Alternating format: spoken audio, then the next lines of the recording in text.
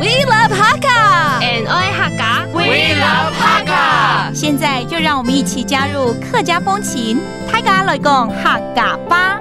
Traditional Hakka cuisine centers around 8 key dishes.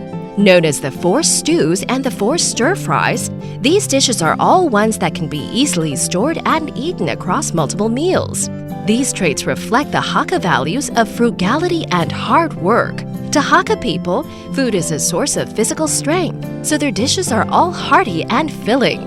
These core dishes are so important that they are served at major ceremonies like funerals and marriages, and as offerings to the gods during religious ceremonies. Hey everyone, it's time to talk about Hakka here on ICRT. Hello， 大家好，我是bingo Leo。Hello， 你好，大家好，我是 Josephine。而且今天我们不只要聊客家，我们要来吃一点料理喽。对，来吃东西喽。今天要来再一次介绍四文四炒。对 ，OK， 这个四文四炒哈，这听起来就有2种做法。对，这就是客家的2种料理的一个方式。是，文就是加水，然后用大火或小火去炖煮，慢慢炖。对，然后炒呢就是大锅加油，然后去炒，热炒。对，所以这个炒的里面应该会有这个客家炒肉啦，对不对？对，还有这个猪肠姜丝啊，姜丝炒大肠，姜丝大肠，还有那个鸭血，是不是？对，鸭血炒那个韭菜，对。还有一种你一定没吃过，那就是猪希凤梨炒凤蜜，凤梨炒木耳。对，还有一样东西是什么？猪肺，猪希。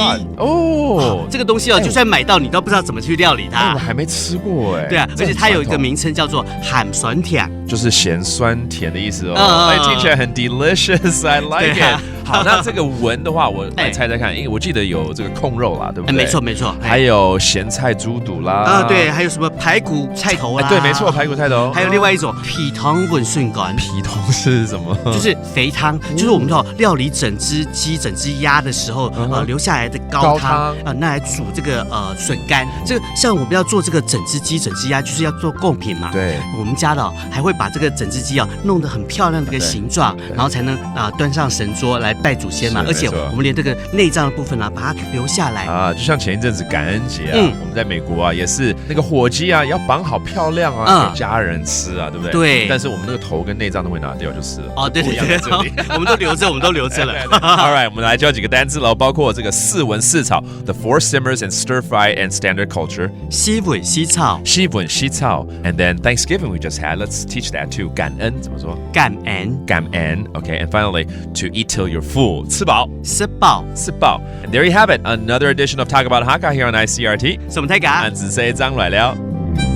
客家风情由客家委员会监制。We Love Hakka has been brought to you by the Hakka Affairs Council.